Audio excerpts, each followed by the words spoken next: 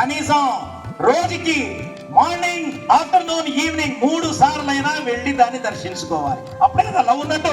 వెళ్ళిన ప్రతిసారి ఆ పుస్తకాన్ని ముట్టండి, ఓపెన్ చేయండి, చదవండి, జ్ఞానం సంపాదించండి. ఇంప్రూవ్. ఎలా ఇంప్రూవ్ చేస్తారు? Donating books. Every birthday of yours.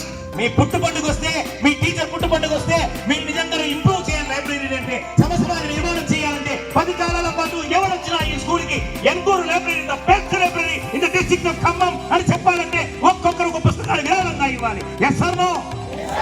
ఎంతమంది ఇస్తారు? సంవత్సరానికి ఒక బర్త్డే, 4 ఏళ్లలో 4 బర్త్డే వస్తాయి. 800, 3200 పుస్తకాలు మన లైబ్రరీలో పడిపోతాయి. ఆలోచించండి.